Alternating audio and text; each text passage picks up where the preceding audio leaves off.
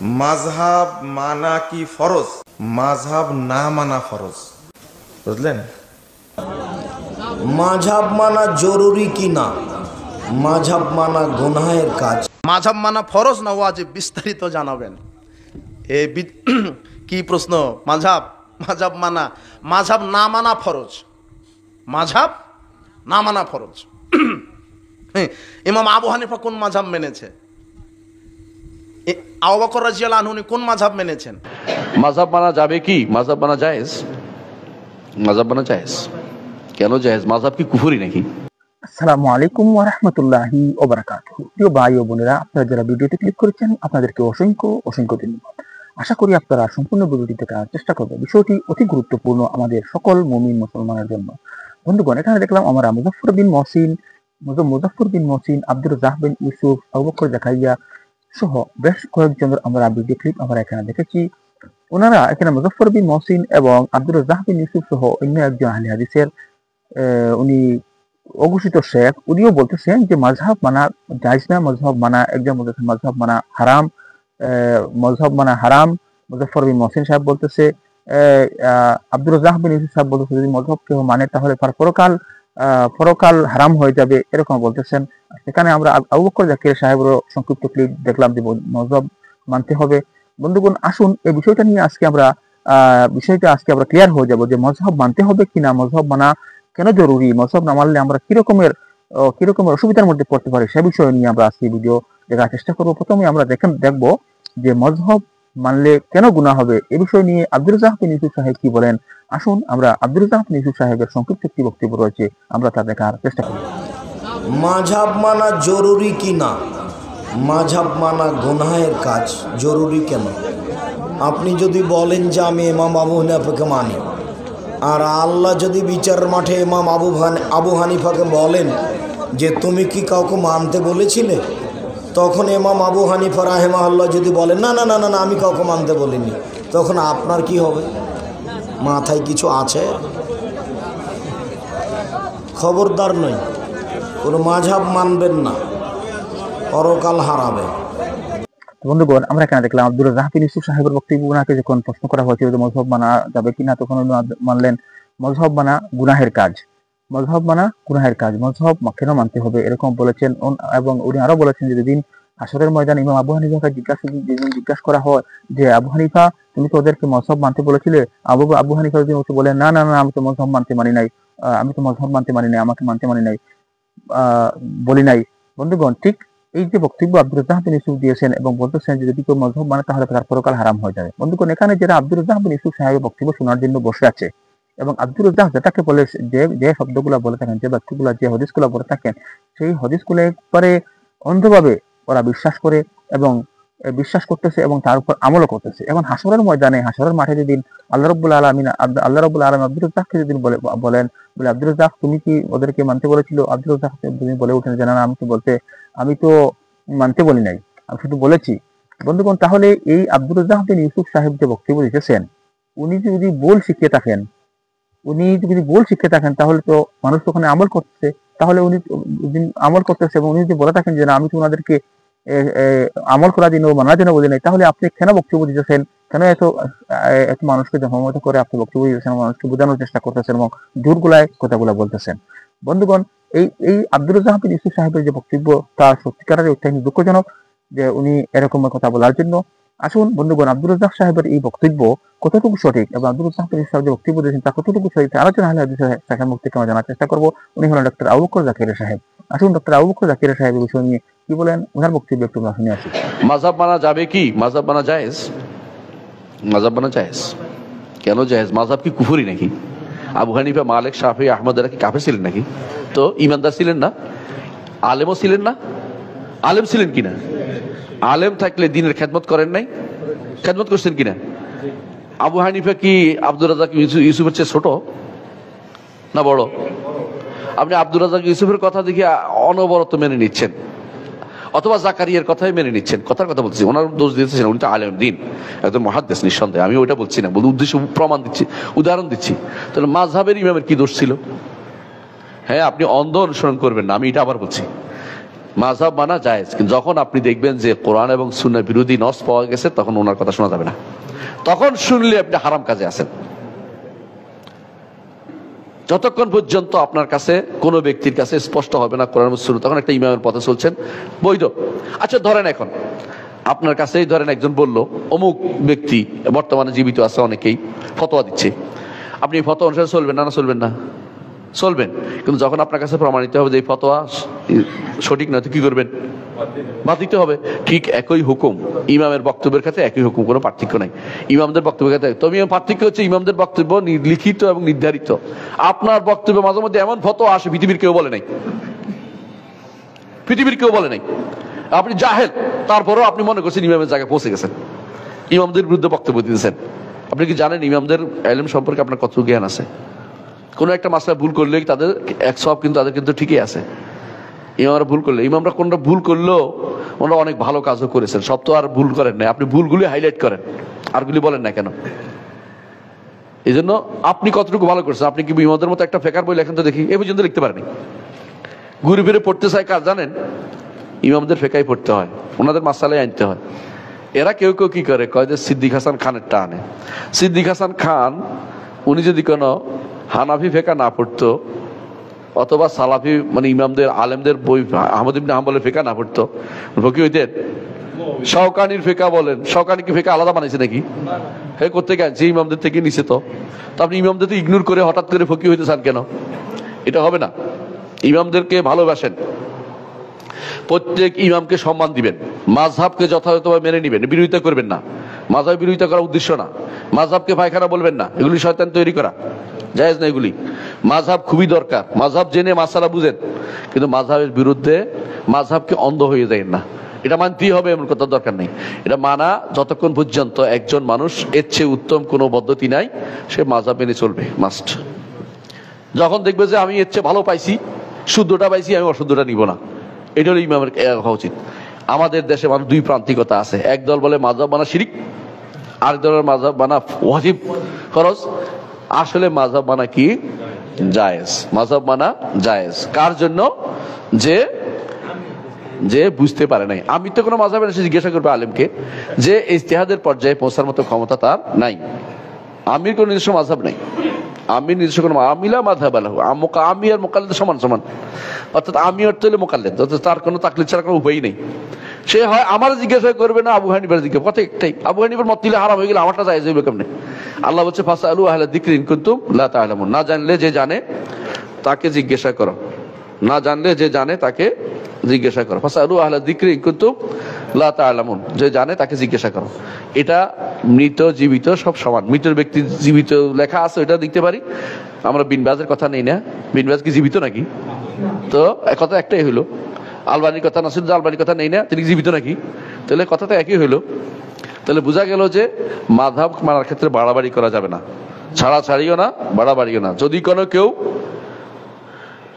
কোনো কেউ মনে করে যে এটা আমার কাছে হক মনে হচ্ছে, তিনি সেটা নেবেন। 3-4টা তার কাছে আসে, বিপদ লেগে গেছে, এখন তার ইজতিহাদের জায়গা আছে যে ওই লোকটা আমার কাছে বেশি পছন্দনীয় মনে হয়, যে দুইজনের থেকে এর দাড়িটা লম্বা, এর নামাজ পড়ে দেখছি ভালো, সুতরাং এরটা আমি নিতে পারে, কোনো সমস্যা নেই। পার্থক্য হচ্ছে একটাই, যে আমি জব ভালো হোক মন্দ হোক অমুক ইমামেরটাই নিব, এইটা নিষিদ্ধ। সাধারণ মানুষ কি করে? প্রশ্ন, সাধারণ মানুষ আলেমদের জিজ্ঞাসা করবে। আলেম যদি কোনো তাকে নিজে ইজতিহাদ করে দেয় সেটাও নিবে, আলেম যদি তাকে কোনো মাযহাব থেকে দেয় সেটাও নিতে পারবে, কোনো সমস্যা নেই তার। আবু বকর জাকির সাহেবের বক্তব্য উনি কিরকম বলতেছেন, উনি কিরকম মানুষকে বোঝানোর চেষ্টা করতেছেন, যারা বলে যে মাযহাব মানা জায়েজ না, মাযহাব মানা গুনাহের কাজ। উনি বলতেছেন যে মাযহাব মানা জায়েজ, মাযহাব মানতে হবে, মাযহাব না মানলে যারা হাদিস কোরআন কিছু বোঝে না তারা কিরকম আমল করবে, তারা কিরকম বুঝবে কোনটা আমল সঠিক এবং কোনটা ব্যাঠিক? গতিকে মাযহাব মানা প্রত্যেকের জন্য মাযহাব মানা জরুরি এবং প্রত্যেকে মাযহাব মেনেও থাকেন। বন্ধুগণ, উনি বলতেছেন যে ইমাম আবু হানিফা থেকে কি আব্দুর রাজ্জাক বিন ইউসুফ সাহেব বড় আলিম হয়ে গেছেন, মুহাদ্দিস হয়ে গেছেন, নাকি ইমাম আবু হানিফা থেকে আবু বকর জাকির কি বড় আলিম হয়ে গেছে, এরকম উনি বলেছেন। এবং বলতেছেন যে আজ পর্যন্ত কি কোনো কেউ ফিকহার কিতাব কোন লিখতে পারছেন, কোনো হাদিস গ্রন্থ বা কোনো মাসলা, কোনো ফিকহার কিতাব কেউ কি এখনো লিখতে পারছেন বা তাকলিদ করতে পেরেছেন? যেগুলো লেখা হইতেছে এগুলো এই মযহাবের উলামায়ে কেরাম, ইমামগণের কাছ থেকে ওনারা লিখেছেন এবং লিপিবদ্ধ করছেন, এবং তার থেকেই ওনারা ফতোয়া বের করে ফতোয়া দিতেছেন এবং বলতেছেন যে মাযহাব মানা জায়েজ নয়। বন্ধুগণ, উনি আরো বলেছেন যে ইমামগণের কি পরিমাণ ইলম ছিল, কি পরিমাণ জ্ঞান ছিল আল্লাহ রাব্বুল আলামিন ওনাদেরকে দান করেছিলেন তা পৃথিবীর বুকে। আর এরকম জ্ঞান আর পাওয়া, এরকম জ্ঞানী আলিম মুহাদ্দিস জন্ম হওয়া অনেক বিরল, অনেক কঠিন এখন হয়ে গেছে, অনেক কঠিন ব্যাপার। বন্ধুগণ, আসুন এবার আমরা কাজী ইব্রাহিম সাহেবের ঠিক এই মযহাব মানা নিয়ে প্রশ্ন করা হয়েছিল। কাজী ইব্রাহিম সাহেব কি উত্তর দেন, আসুন কাজী ইব্রাহিম সাহেবের মুখ থেকে একটু শুনে আসি। মাযহাব মানা কি ফরজ? যদি ফরজ হয় তাহলে ফরজ কার বাণী? আপনার পক্ষ থেকে সঠিক জবাব পেলে আমরা সমাজবাসী উপকৃত হব। মাযহাব মানা ফরজ হইলে কি, নফল হইলে কি, তোমার সমস্যা? তোমার কিছু কলেমা, যারে কলেমা ওলা দেখবা টানি হয়ে গেল। তুই স্বামী মাযহাব অসুবিধা নাই ভাই, তুই রমজান করিস, আমি করতাম না, কোনো সমস্যা নাই, একসাথে নামাজ পড়ি। এখন তো কলেমা মানে দিলে তো মাযহাব কোনো সমস্যাই নাই, ঠিক না? ঠিক।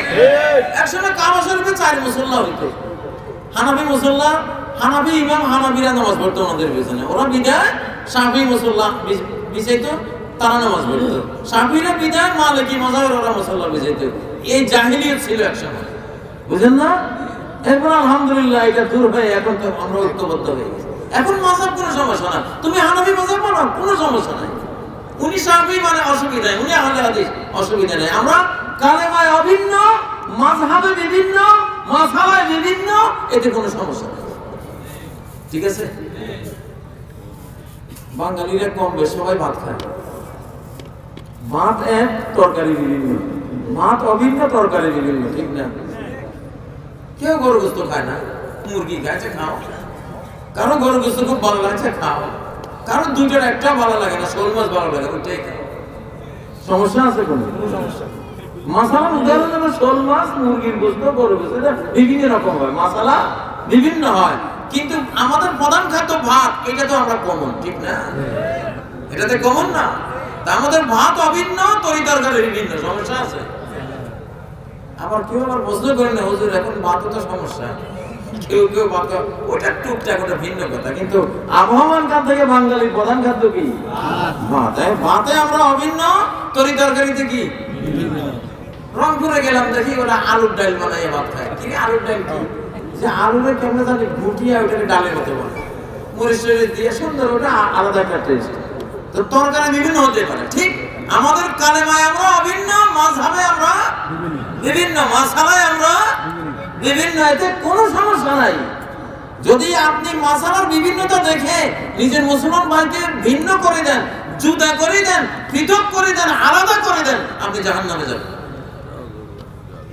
কেন ভিন্ন করলেন? ভিন্ন করার অনুমতি নেই। আমার এই উম্মত ভিন্ন ভিন্ন হয়ে যাবে 73 দলে, 72 ভিন্ন দল জাহান্নামে যাবে ভেদ জ্ঞানের কারণে। মুলবি হয়েছে ভেদ জ্ঞান তৈরি করার জন্য, আমি ভিন্ন করার জন্য। মুলবি হওয়া উচিত এক করার জন্য, উম্মতকে ঐক্যবদ্ধ করার জন্য। মাওলানা হও, বক্তা হও, মোল্লা মুন্সি হও, উম্মতকে ভেদ করার জন্য মোল্লা মুন্সি হইলে কেন? এই জন্য আল্লামায়ে দার হোক, মুফাসসির মুহাদ্দিস হোক, ভেদ করবে যে তুমি আমি জোরে কইছো বাদ মসজিদ থেকে বাহির, অথবা তুমি রবিদান কইছো বাহির, অথবা তুমি আমি আসতে কইছো কেন, তুমি আমার দল না, তুমি ভিন্ন। এই ভিন্ন জ্ঞান, ভেদ জ্ঞান, মুমিন মুসলিমের ভেদাভেদ করার জ্ঞান দিতে যারা শেখে, এদেরকে জাহান্নামের আগুনে কিছুকাল জ্বলতে হবে। ইখতিলাফ জায়েজ, ইফতিরাক হারাম। ইখতিলাফ জায়েজ, ইফতিরাক হারাম। দুই রকম আমল জায়েজ, কিন্তু দুই রকম দল হয়ে যাওয়া, দুই ভিন্ন গোষ্ঠী হয়ে যাওয়া, এটা হারাম। ওয়ালা তাকুনু কাল্লাযিনা তাফাররাকু, তাফরিক করো না, ইখতিলাফ করো। ইখতিলাফের ভিত্তি হলো দলিল, ইখতিলাফের ভিত্তি হলো দলিল, প্রমাণ। উনি রফিদান করে, দলিল আছে, ইনি করে না, ইনারও দলিল আছে। উনি আমিন জোরে বলে, দলিল আছে, ইনি আসতে বলে, এটারও দলিল আছে। ইনি মক্কার সাথে ঈদ করে, দলিল আছে। ইনি বাংলাদেশের কমিউনিটির সাথে ঈদ করে, এটারও দলিল আছে। ইখতিলাফ হয় দলিলের ভিত্তিতে, আর ইখতিলাফ হয় ঘৃণা হিংসার ভিত্তিতে। ইখতিলাফ ভিন্নতা হয় কিসের ভিত্তিতে? রাব্বা ইলাইকুম দাউল উমামে ক্বাবলাকুম আল হাসাদ ওয়াল বাগদা। ইহুদি আর খ্রিস্টানদেরকে যে হিংসা বিদ্বেষ ভিন্ন ভিন্ন করে দিয়েছে, সেই হিংসা বিদ্বেষ তোমাদের ভিতরে ঢুকছে। এই জন্য হিংসা বিদ্বেষ বশত যখনই আমরা ভিন্ন ভিন্ন হয়ে যাব, আমাদেরকে জাহান্নামের আগুনে আল্লাহ জ্বালাবে। আল্লাহ তাআলা এখান থেকে আমাদের মুক্তি দান করেন। তো বন্ধুগণ, আমরা এখানে দেখলাম কাজী ইব্রাহিম সাহেবের বক্তব্য। উনি খুব সুন্দরভাবে বিষয়টা বোঝানোর চেষ্টা করেছেন যে মযহব কেন মানতে হবে এবং মযহব মানতে কোনো সমস্যা নাই। মযহব রয়েছে বলে আজকে আমাদের বিভিন্ন অপশন রয়েছে, আমরা যাচাই করার সুযোগ রয়েছে। নতুবা আমরা যাচাই করার সুযোগ থাকতো না মযহব যদি না থাকতো। এরকম আরো অনেক উদাহরণ উনি দিয়েছেন কাজী ইব্রাহিম সাহেব, আপনারা নিশ্চয় শুনেছেন। বন্ধুগণ, আসুন আমরা এবার শেষবারের মধ্যে জানার চেষ্টা করবো মুফতি নাসিরউদ্দিন চাঁদপুরি সাহেবের মুখ থেকে মযহব কেন মানা জরুরি, মযহব মানলে কি সুবিধা আছে, কোন কোন ইমামগণ মযহব মেনেছেন এবং মযহব মানার প্রয়োজনীয়তা কি, আরো অনেক কিছু রয়েছে বন্ধুগণ নাসিরউদ্দিন চাঁদপুরি সাহেব বক্তব্য। আশা করি আপনারা নাসিরউদ্দিন চাঁদপুরি সাহেবের সম্পূর্ণ বক্তব্য দেখবেন এবং তারপরে আপনাদের মূল্যবান মন্তব্য দিয়ে ভিডিওতে মূল্যবান মন্তব্য দিবেন। আসুন আমরা নাসিরউদ্দিন চাঁদপুরি সাহারানপুরের প্রাক্তন শেখুল হাদিস যুগবরেণ্য মুহাদ্দিস হযরত শেখ ইউনুস জৌনপুরি রাহিমাহুল্লাহর কথা আজ মনে পড়ছে। এক ক্ষেত্রে হযরত শেখ বলেছিলেন, दिल तो चाहता है कि किसी मजहब की तकलीद किए बगैर कुरान और हदीस पर अमल करें, लेकिन जब हम देखते हैं इमाम इब्न हजर अस्कलानी और मुहक्किक इब्नुल हुमाम की तरह उलमाए मुतबहिरीन ने मजहब की पैरवी की है तो हम क्या करें। शुद्ध दर्शकवृंद, इमाम इब्न हजर अस्कलानी रहिमाहुल्लाह छिलेन हाफिजुल हादिस, তিনি নাকি পৃথিবীর সমস্ত হাদিসের হাফিজ। সুবহানাল্লাহ। সহিহ বুখারীর ব্যাখ্যা গ্রন্থ লিখেছেন ফাতহুল বারি 17 খণ্ডে। এত সত্ত্বেও তিনি শাফিঈ মাযহাব মেনে চলতেন। আল্লামা বদরুদ্দিন আইনি হানাফি রাহিমাহুল্লাহ সহিহ বুখারীর ব্যাখ্যা গ্রন্থ লিখেছেন 25 খণ্ডে। তার ইলমের গভীরতা মাপার ক্ষমতা আমার নেই। এত সত্ত্বেও তিনি হানাফি মাযহাব মেনে চলতেন। ইমাম ইবনে আব্দুল বার মালিকের রাহিমাহুল্লাহ কোরআন সুন্নাহর খনি, এত সত্ত্বেও তিনি মালিকি মাযহাব মেনে চলতেন। ইমাম ইবনে রাজব হাম্বলি রাহিমাহুল্লাহ কোরআন হাদিসের সমুদ্র, তিনি হাম্বলি মাযহাব মেনে চলতেন। সুধী দর্শকবৃন্দ, কোরআন ও সুন্নাহর এ সমস্ত দিকপাল মহামনীষীগণ যখন কোনো না কোনো মাযহাব মানতে বাধ্য হয়েছেন, তখন আমি আপনি কোন স্যার? আমার এসব কথা শুনে হয়তো জানতে ইচ্ছে হবে যে তাহলে কোরআন ও সুন্নাহর এ সমস্ত দিকপাল মহামনীষীগণই বা কেন মাযহাব মেনে চলতেন? এর সার ও সংক্ষিপ্ত জবাব এই যে, আলহামদুলিল্লাহ, কোরআন ও হাদিসের একটা অংশ এমন আছে যে কোনো মানুষ যেগুলি শুনে নিজে বুঝে আমল করে নিতে পারে, কিন্তু এর পাশাপাশি কোরআন ও হাদিসের একটা অংশ এমন আছে যেগুলি সবাই বুঝতে সক্ষম নয়। সেগুলি বোঝার ক্ষেত্রে বেশ কিছু সমস্যা আছে। মাযহাবের মুস্তাহিদে মুতলাক ইমামগণ সেই সমস্ত সমস্যার সুষ্ঠু ও নিরাপদ সমাধান রেখে গেছেন মাযহাবের মধ্যে। এজন্যই সালেফে সালেহিন সুষ্ঠু ও নিরাপদভাবে শরঈ জীবন যাপন করার জন্য মাযহাব মেনে চলতেন। বিষয়টি আমি আরো একটু খুলে এভাবে বলতে পারি যে আলহামদুলিল্লাহ, কোরআন ও হাদিসের একটা অংশ এমন আছে যে প্রত্যেকেই সেগুলি শুনে নিজে বুঝে আমল করে নিতে পারে। সেগুলির উপর আমল করার ক্ষেত্রে কোনো মাযহাব মানার প্রয়োজন নেই, কোনো ইমামের তাকলিদ করার প্রয়োজন নেই। যেমন আল্লাহ রাব্বুল আলামিন কোরআন মাজিদে সূরাতুল হুজুরাতের 12 নম্বর আয়াতে বলেছেন, ওয়ালা ইয়াগতাব বা'দুকুম বা'দান, তোমরা একে অপরের গীবত গেল্লা করো না। এটা কোরআন মাজিদের এমন একটি আয়াত যে প্রত্যেকেই এটা শুনে নিজে বুঝে এর উপর আমল করে নিতে পারে। এর উপর আমল করার জন্য কোনো ইমামের তাকলিদ করার প্রয়োজন নেই, কোনো মাযহাব মানার প্রয়োজন নেই। আরো যেমন একটি উদাহরণ, সহিহ বুখারীর 574 নম্বর হাদিস, আন আবি মুসা আন্নাহু ক্বাল ক্বালা রাসূলুল্লাহ সাল্লাল্লাহু আলাইহি ওয়াসাল্লাম মান সাল্লাল বারদাইনি দাখালাল জান্নাহ। আবু মুসা আশআরী রাদিয়াল্লাহু তাআলা আনহু থেকে বর্ণিত, রাসূলুল্লাহ সাল্লাল্লাহু আলাইহি ওয়াসাল্লাম বলেছেন, যে ব্যক্তি ফজর ও আসরের নামাজ পড়বে সে জান্নাতে যাবে। সুবহানাল্লাহ। প্রত্যেকেই এই হাদিসটি শুনে নিজে বুঝে এর উপর আমল করে নিতে পারে। এটা বোঝার জন্য কোনো মাযহাব মানার প্রয়োজন নেই, কোনো ইমামের তাকলিদ করার প্রয়োজন নেই। আলহামদুলিল্লাহি আলা যালিক। তবে এর পাশাপাশি কোরআন ও হাদিসের একটা অংশ এমনও আছে যে সকলেই যেগুলি বুঝতে সক্ষম নয়। জি হ্যাঁ, সেগুলি সকলের জন্য বোধগম্য নয়, কেননা সেগুলি বোঝার ক্ষেত্রে বেশ কিছু সমস্যা রয়েছে। মাযহাবের মুস্তাহিদে মুতলাক ইমামগণ মাযহাবের মধ্যে সেই সমস্ত সমস্যার সুষ্ঠু ও নিরাপদ সমাধান রেখে গেছেন। আমরা এ সমস্ত সমস্যাগুলিকে মৌলিকভাবে 3 ভাগে বিভক্ত করতে পারি। নম্বর 1, কখনো এমন হয় বাহ্যিকভাবে কোরআন ও হাদিসের কথা হয় পরস্পর বিরোধী। আমি বলেছি বাহ্যিকভাবে, এজন্যই বলেছি যে প্রকৃতপক্ষে এবং বাস্তবে কোরআন ও হাদিসের মধ্যে পরস্পর বিরোধী কোনো কথা থাকতেই পারে না। কিন্তু আমাদের জ্ঞান স্বল্পতার দুর্বলতার কারণে কখনো আমরা এমন দেখি যে কোরআনের আয়াতে আয়াতে, হাদিসে হাদিসে কিংবা আয়াত ও হাদিসের মধ্যে পরস্পর বিরোধী কথা রয়েছে। এর বহু দৃষ্টান্ত পেশ করা যায়। যেমন একটি উদাহরণ, ইমামের পিছনে মুক্তাদি সূরা ফাতিহা পড়বে না পড়বে না, এ সম্পর্কে উভয় রকম হাদিস রয়েছে। হ্যাঁ বোধক ও না বোধক উভয় রকম হাদিস রয়েছে। ইমামের পিছনে মুক্তাদির সূরা ফাতিহা পড়ারও হাদিস রয়েছে, আবার না পড়ারও হাদিস রয়েছে। নিরপেক্ষ দৃষ্টিতে এটা অস্বীকার করার জায়গা নেই। এক্ষেত্রে ইমাম শাফিঈ রাহিমাহুল্লাহ ইমামের পিছনে মুক্তাদির সূরা ফাতিহা পড়ার হাদিসগুলিকে গ্রহণ করেছেন, আর ইমাম আবু হানিফা রাহিমাহুল্লাহ ইমামের পিছনে মুক্তাদির সূরা ফাতিহা না পড়ার হাদিসগুলিকে গ্রহণ করেছেন। তিনি বলেছেন এই হাদিসগুলির সমর্থনে কোরআন মাজিদের আয়াত রয়েছে। কিন্তু শেখ আলবানী এক্ষেত্রে দুনৌকায় পা রেখেছেন। তিনি বলেছেন নিম্ন স্বরের নামাজগুলিতে মুক্তাদি ইমামের পিছনে সূরা ফাতিহা পড়বে, কিন্তু উচ্চস্বরের নামাজগুলিতে মুক্তাদি ইমামের পিছনে সূরা ফাতিহা পড়বে না। এভাবে শেখ আলবানী দুনৌকায় পা রেখেছেন। তার মানে 5 ওয়াক্ত নামাজের মধ্য থেকে জোহর ও আসর এই 2 ওয়াক্তের নামাজে তিনি হয়েছেন শাফিঈ, আর মাগরিব, এশা ও ফজর এবং জুমা ও ঈদাইনের নামাজে তিনি হয়েছেন হানাফি। তিনি বলেছেন উচ্চস্বরের নামাজগুলির ক্ষেত্রে মুক্তাদির জন্য সূরা ফাতিহা পড়াটা মানসুখ। শুধু দর্শকবৃন্দ, যদি এক্ষেত্রে আমরা মুস্তাহিদ ইমামদের মাযহাব মেনে নিই তাহলে সুষ্ঠু ও নিরাপদভাবে শারীরিক জীবন যাপন করতে পারি। কিন্তু যদি আমরা তাদের মাযহাব না মেনে স্বঘোষিত মুস্তাহিদ হয়ে গবেষণা করতে চাই তাহলে হয়তো আমরাও দুনৌকায় পা রেখে পদস্খলনের শিকার হব। আল্লাহ রাব্বুল আলামিন আমাদের সকলকে হেফাজত করুন। যাই হোক, এবার আমরা একটু পিছনে ফিরে আসি।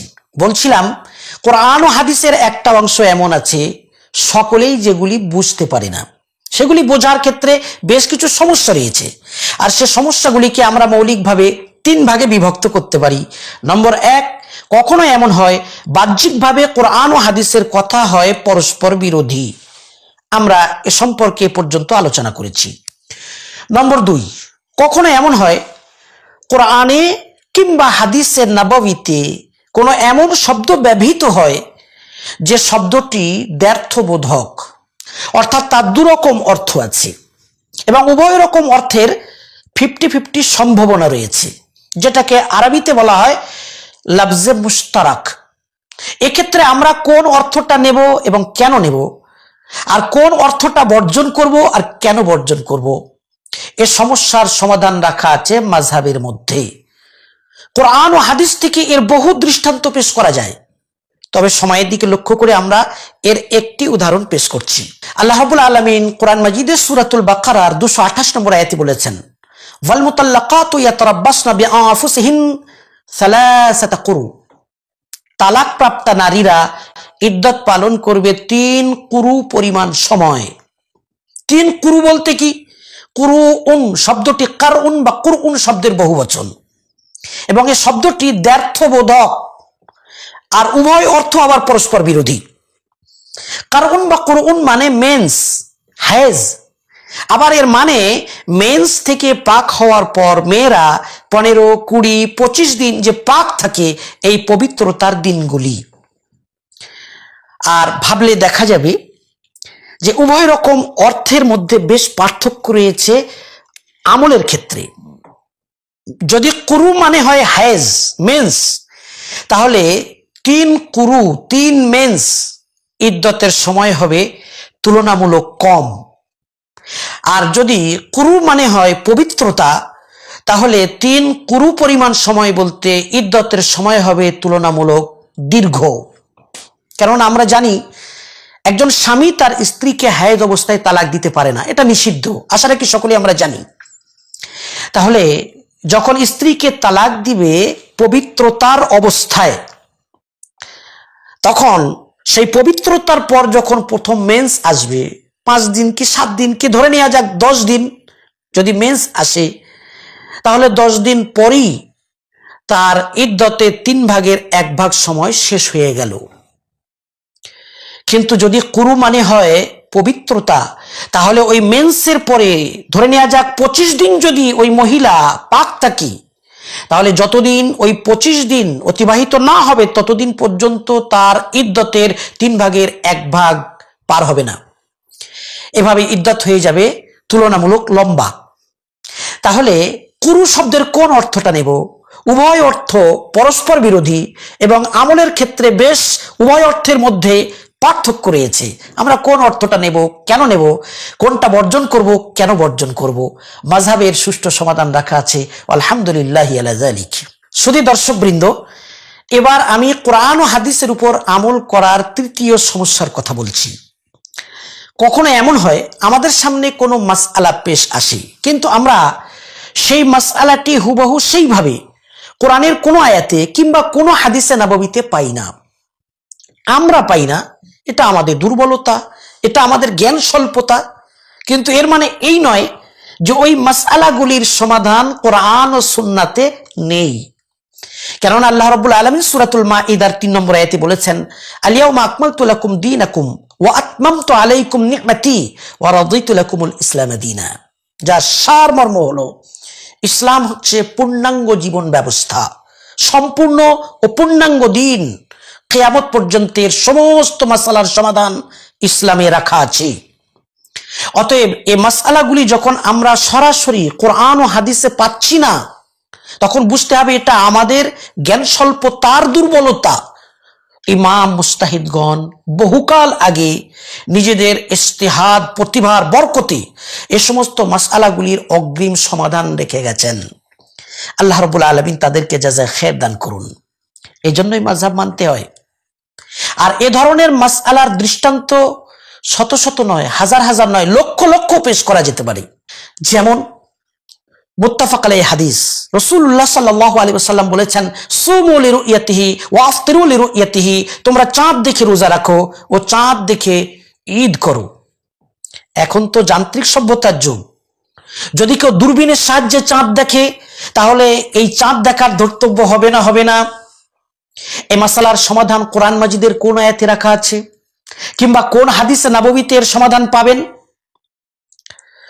আজকাল সিজারে বাচ্চা হচ্ছে প্রচুর পরিমাণে।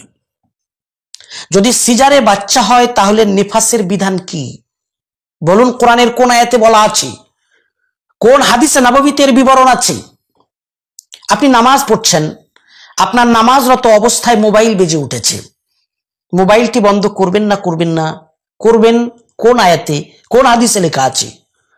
বন্ধ করবেন না, এটা কোন আয়াতে বা কোন হাদিসে লেখা আছে? কেউ যদি আপনাকে জিজ্ঞেস করে একজন মহিলা মাসিক নিরোধক ওষুধ ব্যবহার করতে পারে না পারে না, হজের আমলগুলো নির্বিঘ্নে পালন করার জন্য কিংবা রমজান মাসে সবার সাথে মিলে সুষ্ঠুভাবে রোজা পালন করার জন্য কিংবা কোনো সফরের প্রয়োজনে কোনো মহিলা যদি মাসিক নিরোধক ওষুধ ব্যবহার করে তাহলে এটা জায়েজ না নাজায়েজ? কোরআনের কোন আয়াতে বলা আছে? কোন হাদিসে নববীতে বলা আছে?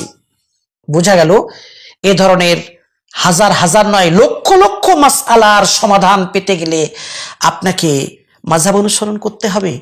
এজন্যই বিগত সালেফে সালেহিনগণ মাযহাব মেনে চলেছেন, আর এজন্যই আমি মাযহাব মেনে চলি। শুধু দর্শকবৃন্দ, আজ আলোচনা এই পর্যন্তই করলাম। সুন্দর এবং বক্তব্য, উনি কিভাবে মাযহাব মানার প্রয়োজনীয়তা, মাযহাব মানলে কি সুবিধা রয়েছে, মাযহাব না মানলে কি অসুবিধা রয়েছে, কেন মাযহাব মানতে লাগবে, এবং বেশ কয়েকজন ইমামের শাহের উনি উদ্ধৃতি দিয়েছেন।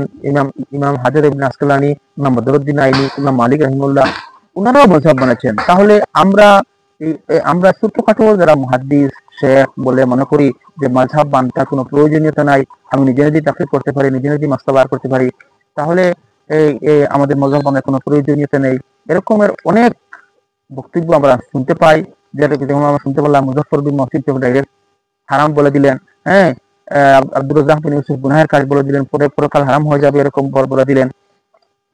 হাদিস এবং কোরআনের মধ্যে, হাদিসের মধ্যে এবং কোরআনের মধ্যে এমন কিছু বিষয়বস্তু রয়েছে যে বিষয়বস্তু সহজেই প্রত্যেক মানুষ বুঝতে পারে। প্রত্যেক মানুষ বলতে যারা মোটামুটি কোরআনুল কারীম বা হাদিস যারা সবসময় পড়াশোনা করে তারা মোটামুটি বুঝতে পারে, কিন্তু অনেক আয়াত রয়েছে, অনেক হাদিস রয়েছে যেগুলা সাধারণ মানুষের পক্ষে বা অনেক উলামায়ের পক্ষে বোঝা সম্ভব নয়, সম্ভব হয় নাই। গতিকে এই মাযহাব আবিষ্কার হয়েছে বা মত আবিষ্কার হয়েছে। মাযহাব মানে একটি মত, এটি 4টি মত আবিষ্কার হয়েছে। প্রত্যেকটি মাসলার মধ্যে যে মতের পার্থক্য রয়েছে তা নয়, আংশিক কিছু মাসলার মধ্যে পার্থক্য রয়েছে, সেই পার্থক্য থাকার কারণেই 4টে ভাগে বিভক্ত হয়েছে। এটাকে আব্দুর রাজ্জাক বিন ইউসুফ সাহেব বা মুজাফফর বিন মহসিন সাহেব বা আব্দুর রাজ্জাক বিন ইউসুফ সাহেবের পরিবার, মতিউর রহমান মাদানী সাহেবের পরিবার যতজন রয়েছে তারা বেশিরভাগ এরকম কথা বলে থাকে এবং মানুষকে নিজের দিকে আকৃষ্ট করার চেষ্টা করে এবং এটা বোঝানোর চেষ্টা করেন ওনারা যে ওনারাই মনে হয় পৃথিবীতে বর্তমানে সব থেকে বেশি জ্ঞানী মানুষ, জ্ঞানী পণ্ডিত, এবং ওনারা এত 100% সিওরিটি দিয়ে বলে থাকেন যে ওনারটাই সঠিক এবং উনি 33 বছর ধরে কোরআন হাদিস পড়াইতেছেন, হাদিসের খেদমত করতেছেন, আরো অনেক কিছু কথা বলে থাকেন। বন্ধুগণ, এবার আপনাদের কাছে আমার অনুরোধ, আপনারা কি মনে করেন যে আব্দুর রাজ্জাক বিন ইউসুফ, মুজাফফর বিন মহসিন বা অন্য একজন বক্তব্য দিয়েছেন, ওনাদের বক্তব্য এটা সঠিক না ভুল রয়েছে, এবং মাযহাব মানার প্রয়োজনীয়তা কতটুকু রয়েছে এবং কার জন্য মাযহাব মানা সব থেকে বেশি প্রয়োজন, সেই ভিডিও কমেন্টে অবশ্যই জানাবেন। এবং চ্যানেলে যদি নতুন হয়ে থাকেন অনুগ্রহ করে চ্যানেলটি সাবস্ক্রাইব করে আমাদের সঙ্গে থাকবেন, যাতে আর সুন্দর সুন্দর ভিডিও আপনাদের সম্মুখে উপস্থাপন করতে পারি। আসসালামু আলাইকুম ওয়া রাহমাতুল্লাহি ওয়া বারাকাতুহু।